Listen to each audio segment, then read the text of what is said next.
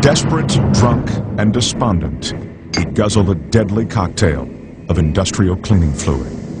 And then I just mixed the grill cleaner with some painkillers, and I drank it, and I just fell flat to the floor.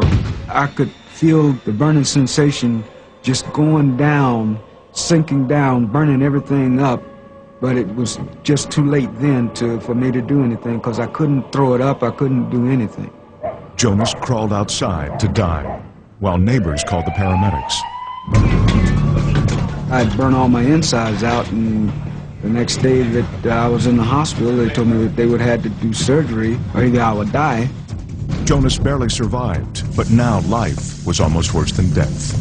His esophagus, stomach, colon, and large intestine had been literally eaten away. His future was a nightmare.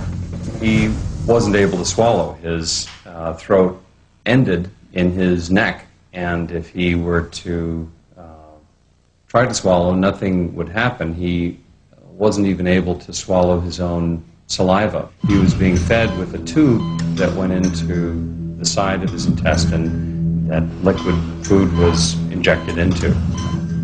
1991, Jonas met with Dr. Charles James Eaton, a Salt Lake City microsurgeon. Eaton was his final hope.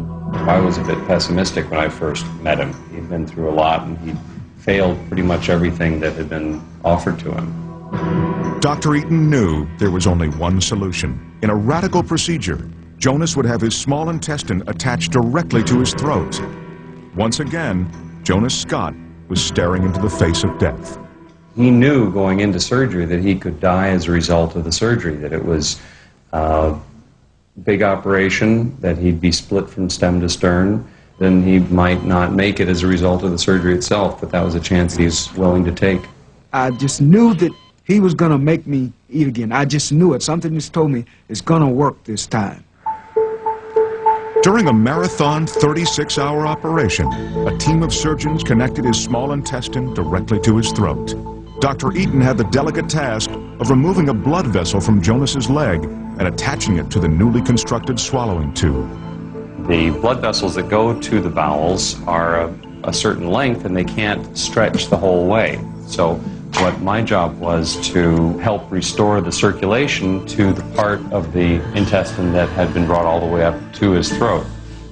The surgery was a success, but it left Jonas with this startling appearance.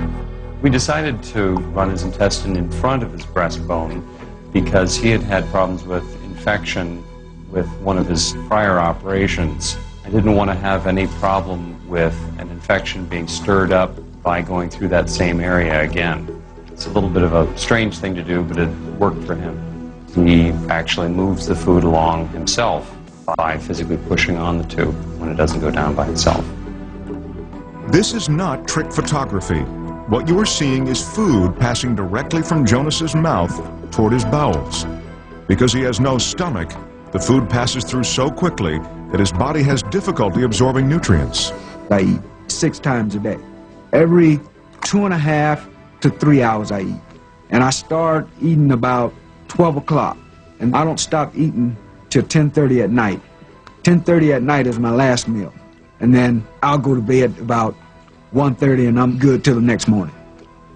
Because he's also missing his colon and large intestine, there is nothing to slow down the process. If I'm eating light food, I would have to use the restroom, in about 3 to 4 minutes. But if I'm eating like potatoes and carrots, 6 or 7 minutes.